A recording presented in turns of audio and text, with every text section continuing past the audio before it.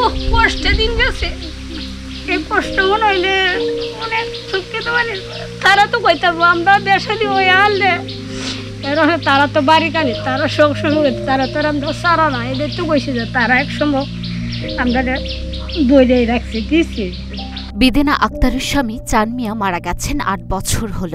নাবালক ২ ছেলের দায়িত্ব বেদেনার উপর রেখে তিনি পাড়ি জমান পরপারে। ছোট ২ সন্তান নিয়ে বেদেনা পড়ে যান অথৈ সাগরে। মারা যাবার পর স্বামীর কাফনের কাপড় কেনার টাকাও ছিল না বেদেনার। প্রতিবেশী ও আত্মীয়দের সহযোগিতায় স্বামীর দাফন সম্পূর্ণ হলেও শুরু হয় নতুন কষ্টের যাত্রা।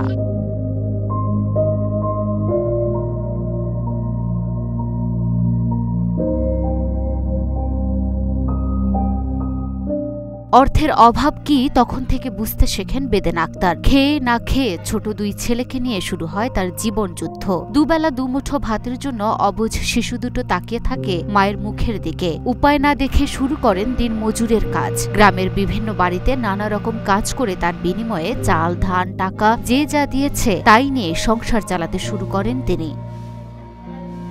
মারা যাওয়ার পরে মনে হয় কষ্টটা তোমার নিজে একটা জীবনে ছোট ছোট বাচ্চা মনে হয় ৬-৭ বছর ছোট বাচ্চাটা এটা বোধ ৮-৯ বছর এরকম বড় বাচ্চাটা মেয়েটাও তার ভাইয়া বিয়ে দেখতে গেছি।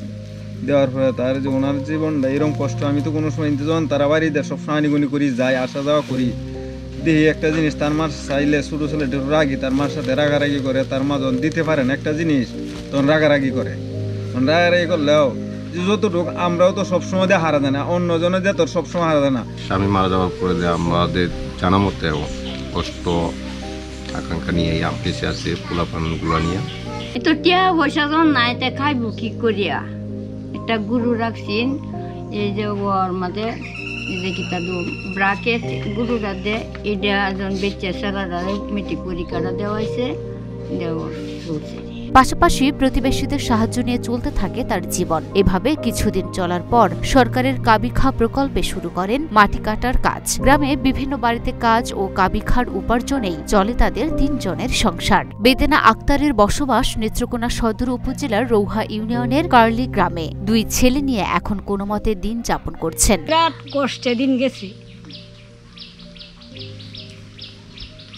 এই কষ্ট মনে হইলে তো হন ফানি ধরে জুহুতের কষ্ট দিচ্ছে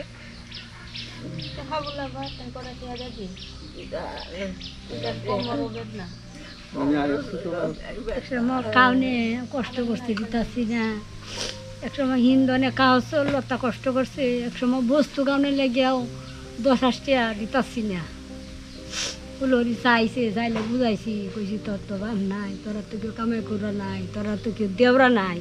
একজনে ডাক দিছে একটু আমরা দুলা চাল তাহলে দিয়ে গে দিলাম। একজনে ডাক দিছে যে আমরা দুলা ধান দিতাম একটু আয় যাইছি যে এইভাবে যাবেলা দাওয়া মারিছি জানে দাওয়া মারি লাগছে এমনিতেও কইছে যে আমি দুলা ধান ভাঙাই আনছি তাহলে দিয়ে দিছি চাল দিছি মানে এইভাবে হারি করবাম কি নাইলে তো সংসারে তো কেউ খাবার নাই কাটরা নাই চলন তো লাগবো যেহেতু বাঁচানি লাগবো।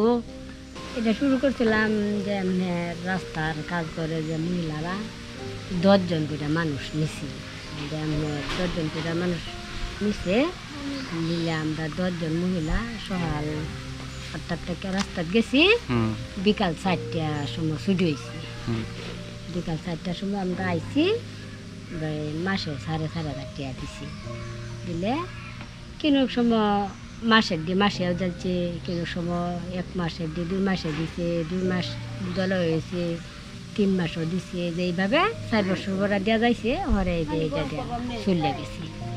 বর্তমানে বড় ছেলে রাব্বির বয়স 17 বছর এবং ছোট ছেলে সাব্বিরের বয়স 13 বছর। তাদের বড় এক বোন ছিল নাম রুমা আক্তার। তার বিয়ে হয়েছে বাবা চান মিয়া বেঁচে থাকা অবস্থাতেই। বড় ছেলে এবছর এসএসসি পরীক্ষা দিয়েছে। ছোট ছেলে সাব্বির অভাবের তাড়নায় যোগ দিয়েছে শ্রমজীবীদের দলে। মায়ের পাশে দাঁড়িয়েছে সংসার চালাতে সহযোগিতা করার জন্য। সরেজমিনে বেদেনার বাড়িতে গিয়ে দেখা যায় তাড়াহুড়া করে বাড়ি থেকে বেরিয়ে যাচ্ছেন তিনি। কোথায় যাচ্ছেন জানতে চাইলে বলেন গরিবের পায়ে লক্ষ্মী ভাই, এক বাড়িতে ধান রইদে দিয়ে আইছি আরেক বাড়িতে ধান মারাই হইব ওই নে কাম আছে, কাম না করলে তো আমরার খাওন নাই।